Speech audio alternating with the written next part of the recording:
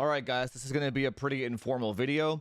I've been working on a whole bunch of Alder Lake content, so I don't really have time to make this all fancy schmancy and go downstairs and record it properly and all that stuff. But here's what we're doing today. So for you frequent flyers out there at the channel, you know that I didn't make a Battlefield 2042 beta performance video because when I tested it back in the preload, or whatever you want to call it, the performance was just god awful. The performance was so bad that I didn't even want to make a video on it because I'm like, this is pointless. I don't like, it didn't interest me enough to make a video because it was so bad.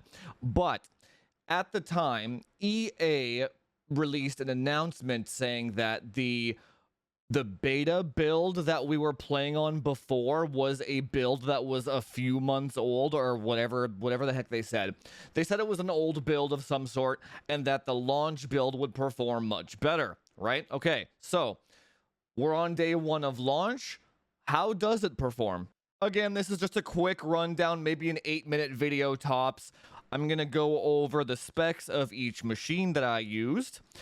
10900K, 5.3 gigahertz, 4533 C17 memory. Actually, let me just zoom this in here so you can see it better. There we go.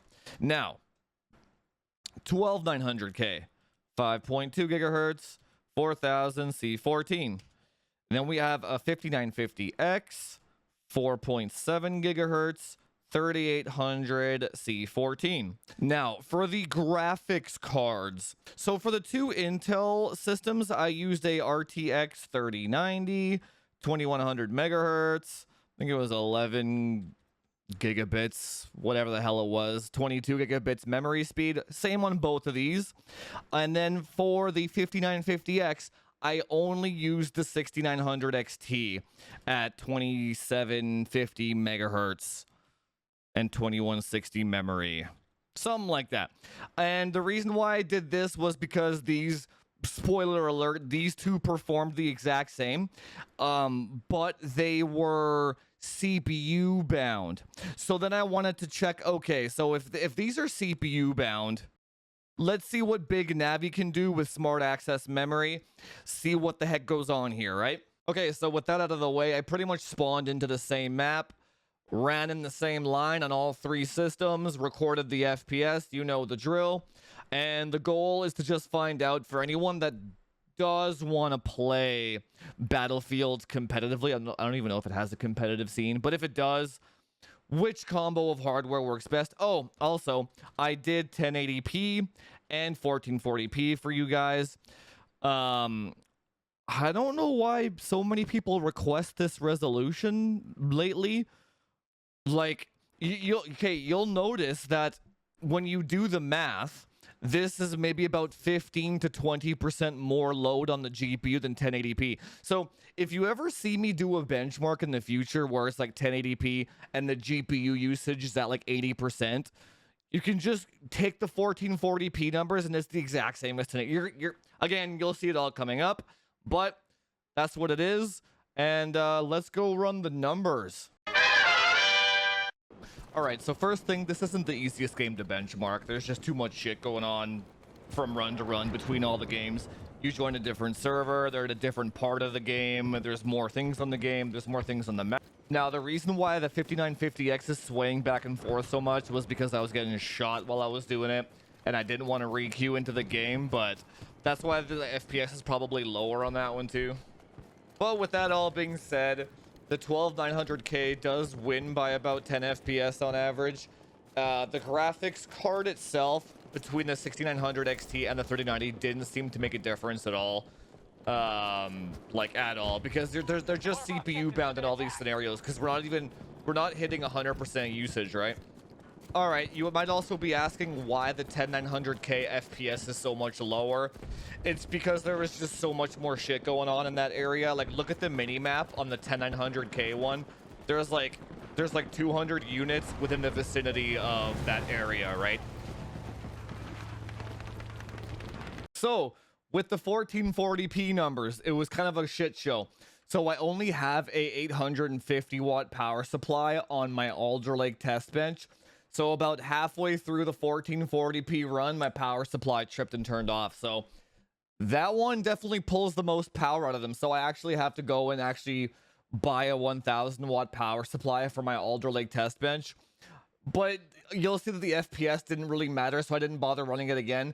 Now, with the big Navi one and the 5950X, so when I switched resolution here, I'll show you when we go in. When I switched resolution, the game closed out on me, right? Then, when I tried to relaunch the game, this error popped up. Hello, Jufus. You have tried to run this game too many times. Please give us more money and have a healthy serving of our cock meat sandwich while you're at it.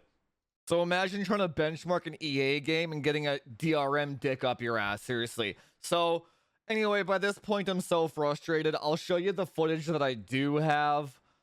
Between the EA DRM, the AMD drivers, and the insufficient power supply for an Alder Lake platform, I was just kind of done with today. But I was also okay not continuing because the performance is the same anyway across all of these three. But let me show you anyway. We are maintaining control of the sector.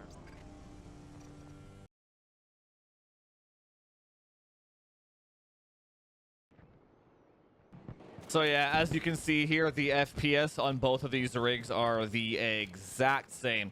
Alder Lake still is, 5-10 FPS faster in some parts when it's dipping below the 100% GPU usage, but for the most part, it literally doesn't matter. Big Navi would have been the same. So if you go back and you look at the GPU usage on the 6900 XT one as well, the percentage was the exact same as the 3090. So this game is just an unoptimized mess. Like I've never seen a game use the same usage on 3 different CPUs and architectures and have the exact same usage on 2 different graphics architectures too. So the game itself is just dog shit. Let's just be real. Imagine having a $2,500 3090 graphics card and a $1,000 12900K platform and getting 200 FPS in 1080p.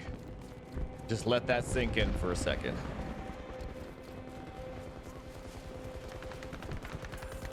All right, so that's it. Complete waste of time. EA essentially lied when they said that it was going to perform better. This was literally the exact same thing that I saw in the beta build. It kind of caps out at around 200, 220 FPS on all 3 of the systems. I didn't even have Alder Lake back then, but it basically is a 5% or it's basically a 5 FPS improvement over the other 2. It's like, again, this is a complete waste of time. This game is unoptimized garbage. Nobody should buy it until EA fixes it. Because in my opinion, if we keep buying games that are unfinished, they're going to keep releasing games that are unfinished. So I thankfully I did this on the Xbox Game Pass, so I had a 10-hour trial to do this. If I actually paid for this game, I'd have been really annoyed, but thank God for Xbox Game Pass, right? 10 hours was all I needed to benchmark this thing. Anyway, guys, that's it for this video. Short and sweet. Moral of the story, no matter what hardware you have, it's gonna perform like ass, like ass cheeks, okay? So again, doesn't matter. But anyway, if you appreciate the effort and the content, hit that subscribe button, do all that YouTube SEO stuff, like, share, subscribe. And I just got my DDR5 motherboard in, so we're gonna be using that next week. And I'm also going to be revisiting the CPU benchmarks that I did in the previous video there, but I'm going to be using the 6900 XT on all the systems, and we'll be doing it on 1440p as well, so stay tuned for that.